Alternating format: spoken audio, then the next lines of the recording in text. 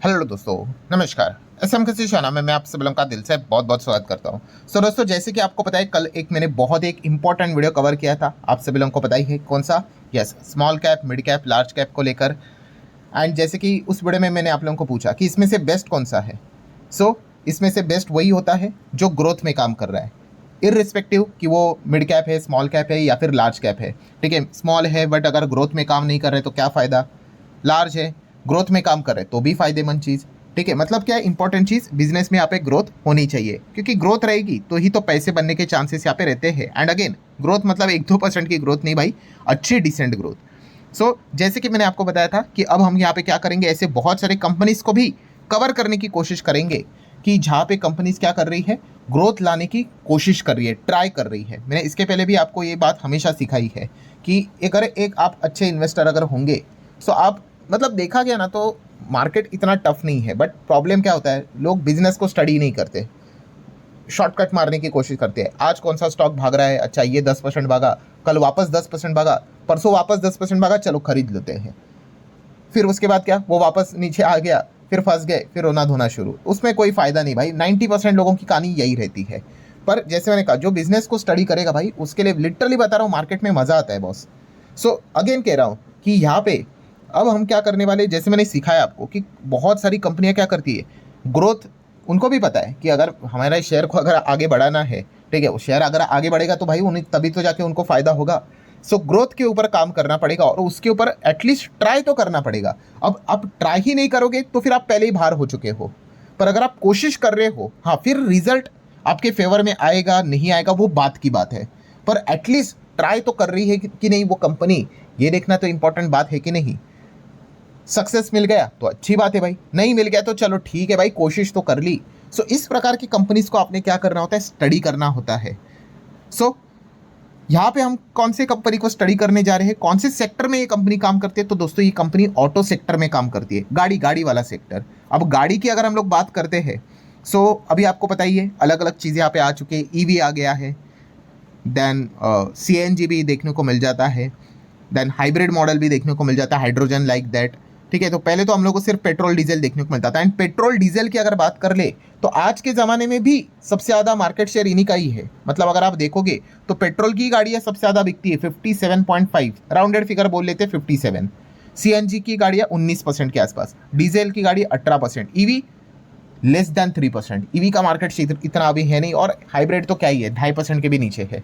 मतलब क्या है दोस्तों, पेट्रोल डीजल की गाड़ियाँ ज़बरदस्त तरीके से यहाँ पे बेचते हैं, और पेट्रोल सबसे ज़्यादा आगे हम लोग को देखने को यहाँ पे मिल जाता है। ठीक है, डीजल में आपको खास करके लग्जरी गाड़ियाँ देखने को मिल जाती है। जो नॉर्मल एक कॉमन मैन के लिए जो गाड़ियाँ रहती है वो खास करके आपको पेट्रोल पे ही देखने को यहाँ पे मिल जाती है। एंड इसमें अगर देखा गया तो नंबर 1 मार्केट शेयर किसका है, मारुति का। मारुति सुजुकी 40% का मार्केट शेयर लेकर चल रहे, ऊपर नीचे होता रहता है, कभी 40, कभी 45, कभी 50। पर इतने साल हो गए, मारुति के आसपास भी कोई नहीं आया। मारुति का अगर मार्केट शेयर को आधा भी कर दिया ना तो 20% के आसपास आता है। सेकेंड नंबर की कंपनी 20 पे भी नहीं है, यू कैन सी 14% के आसपास। देन टाटा 13% के आसपास, देन महिंद्रा, टोयोटा, किया, होंडा, एंड बाकी के तो भाई 1-1% में ही वर्क करते हैं। मतलब क्या है, मारुति नंबर 1 देखने को मिल जाता है किसमें, पेट्रोल सेगमेंट की अगर बात कर ले, मतलब वही पेट्रोल डीजल की अगर बात करें तो। एंड इसी में अगर देखा गया दोस्तों, मारुति, ठीक है, अभी पिछला ये जो 2025 से साल फाइनेंशियल ईयर के हिसाब से मैं बात कर रहा हूँ, उसमें अगर मैं इंडिया के टॉप 10 कौन सी गाड़ी यहाँ पे बेची गई थी उसका अगर लिस्ट में आपके सामने दिखा दूँ तो उसमें 7 मारुति की गाड़ियाँ हैं, 7 मॉडल्स। ठीक है, सबसे ज़्यादा हाईएस्ट सेलिंग यूनिट्स। चलो मैं आपको वो चार्ट ही दिखा देता हूँ। ये देखो, मैं इस चार्ट के यहाँ पे मैं बात कर रहा हूँ, जहाँ पे आप देख सकते हो 2025 में सबसे ज़्यादा कौन सी गाड़ी बिकी पता है आपको, मारुति की वैगनार बिकी, 1,98,451, मतलब ऑलमोस्ट 2 लाख के करीब करीब गाड़ियाँ उन्होंने बेची है, हैचबैक की अगर बात करें तो। ठीक है, देन उसके बाद सेकंड कौन सा था, टाटा पंच की गाड़ी बेची है, देन हुंडई की क्रेटा बेची है। ठीक है, देन उसके बाद 4th नंबर पे अगेन मारुति की एरेटिका, अगेन मारुति की 5 नंबर पे ब्रेजा, देन 6 नंबर पे अगेन मारुति की कौन सी गाड़ी, स्विफ्ट, 7 नंबर पे अगेन मारुति की बलेनो, 8वें नंबर पे अगेन एक मारुति की गाड़ी, 9 नंबर पे अगेन एक मारुति की गाड़ी, एंड 10 नंबर पे महिंद्रा की स्कॉर्पियो।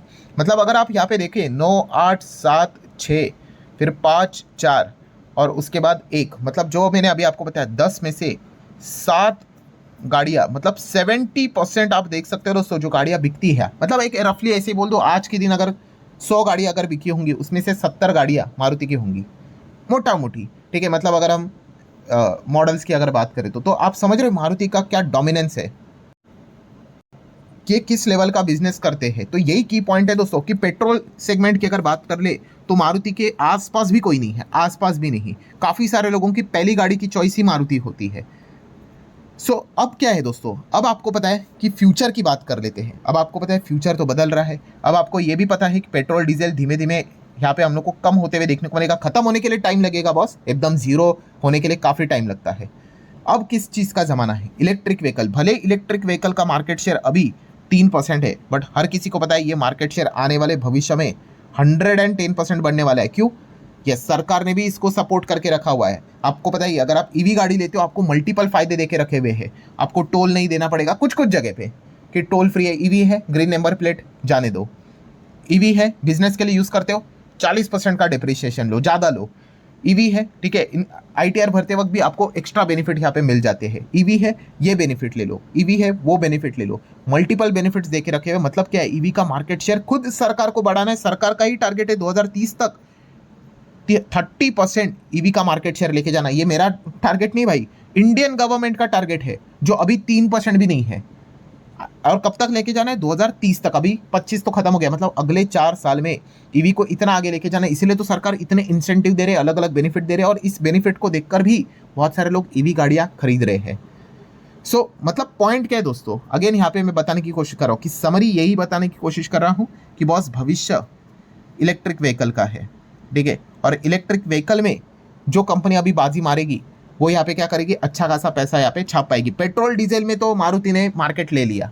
वैसे अब इलेक्ट्रिक व्हीकल में कौन मार्केट यहाँ पे लेगा, ये देखने वाली बात है। और दोस्तों अगेन यहाँ पे जितनी भी गाड़ियों से रिलेटेड हम लोग को चीज़ें देखने को मिल जाती है, इन सबको एक ही प्लेयर का डर रहता है। कौन से प्लेयर का डर रहता है? Yes, Maruti Suzuki. कि मारुति सुजुकी पेट्रोल डीजल में इतना नंबर 1 पोजीशन, डोमिनेंट पोजीशन, कोई आसपास भी नहीं। अब मारुति सुजुकी इलेक्ट्रिक व्हीकल में भी हम लोग को एंटर करते हुए देखने को मिल चुके हैं। इसी साल के शुरुआत में जनवरी में ही हम लोगों ने देखा था कि उन्होंने ई वेटरा लॉन्च की थी। हाँ, लेट हुए हैं डेफिनेटली। पहले तो उन्होंने बोला था ईवी चलेगा ही नहीं इंडिया में, जो कि वो गलत साबित हो गए। अब उनको भी पता चला कि बॉस हमें भी यहाँ पे उतरना पड़ेगा। उन्होंने एक गाड़ी तो ला ली, और 2030 तक उन्होंने बताया कि और 4 गाड़ियाँ वो लाने वाले हैं। अभी भी ऐसा लग रहा है काफ़ी ये लेट यहाँ पे हो चुके हैं, बट फिर भी मारुति की अगर बात कर ले दोस्तों तो यस, उनका डोमिनेंस जो रहता है वो कमाल का रहता है। और खास करके वो सस्ती गाड़ियाँ लाने की कोशिश करते हैं। सस्ती मतलब वही अफोर्डेबल स्मॉल इलेक्ट्रिक कार, ये प्लान कर रहे हैं आने वाले समय में वो लाएंगे। मतलब टाटा टियागो जैसी गाड़ियाँ देखने को मिल जाती है ना, उस प्रकार से वो मार्केट शेयर को कैप्चर करने की कोशिश करेंगे, जैसे उन्होंने पेट्रोल डीजल में किया था। इस पॉइंट को लेकर वही बताना चाहूँगा दोस्तों कि यस, क्या सिखाने की मैं कोशिश कर रहा हूँ कि मारुति यहाँ पे क्या करे, जिनका मार्केट शेयर अभी 0 है, क्योंकि अभी तो जस्ट स्टार्ट हुआ है, वो कोशिश करने वाले हैं इस ग्रोथ के सेक्टर को में एंटर करके यहाँ पे ज़बरदस्त ग्रोथ लाने की। अब वो सक्सेसफुल होंगे तो ऑब्वियसली शेयर बहुत अच्छा कर सकता है, अनसक्सेसफुल होंगे तो ऑब्वियसली शेयर कुछ भी अच्छा परफॉर्मेंस नहीं देगा। As simple as that. ये आपने मतलब क्या करना होता है, या आपने सोचना होता है। क्या लगता है, मारुति सुजुकी पेट्रोल डीजल में तो मतलब धमाका ही कर दिया, कोई दूर दर तक कोई आसपास भी नहीं। अब ईवी में अपना जलवा दिखाने की शुरुआत कर रहे हैं। क्या लगता है कि यहाँ पे वो कर पाएंगे या नहीं कर पाएंगे? अब जिसको लगता है कि हाँ भाई ये अच्छा कर सकते हैं, फिर आप सोच लो कि इसमें जाना है कि नहीं जाना है। और बॉस ये लॉन्ग टर्म का खेल होता है, कल जाके का खेल नहीं होता है। आप देख सकते हो 2030 का प्लान करते हैं, 32 का प्लान करते हैं। उस प्रकार से विचार करना होता है। अगर आपको लगता है कि नहीं नहीं मारुति का ज़माना गया बॉस, ईवी में तो बिल्कुल भी नहीं, तो फिर दूर रहने का। जब आप ये खुद से ट्राई करोगे बॉस, तभी जाके आपको शेयर मार्केट में कुछ सक्सेस नजर आएगा। आप इधर उधर भागोगे ना कि सर शेयर बस रेकमेंड कर दो, उससे कुछ नहीं होता बॉस। ठीक है, वो तो स्टॉक 2-3 महीना नहीं चलेगा, आप सरेंडर कर दोगे, बोलोगे नहीं भाई फंस गया मैं तो। अगेन कह रहा हूँ, ये खुद से आपने ट्राई करना होता है। ये कोई वीडियो रिकमेंडेशन वाला नहीं है, मैं आपको पैटर्न समझा रहा हूँ। इस प्रकार से चीज़ों को देखना होता है। इसमें आपको सक्सेस भी मिलेगा, इसमें आपको फेलियर भी मिलेगा। बट इसमें मज़ेदार बात ये होती है कि जब आप खुद से ट्राई करोगे, अगर आपको फेलियर मिला, आपको चीज़ें समझ में आ जाती कि अगली बार क्या गलती नहीं करनी है। इसीलिए यहाँ पे क्या करना होता है, इस प्रकार की चीज़ों को खुद से स्टडी करना होता है। बाकी बैलेंस शीट की बात कर ले, मारुति सुजुकी आप चाहो तो स्टडी कर सकते हो। बैलेंस शीट काफ़ी फर्स्ट क्लास रहता है। रिजर्व्स तो कंपनी के लाख करोड़ के आसपास जा चुके हैं। कर्जा लॉन्ग टर्म शॉर्ट टर्म 1 रुपये का भी कर्जा नहीं इस कंपनी के ऊपर। इतना ज़बरदस्त बिजनेस है।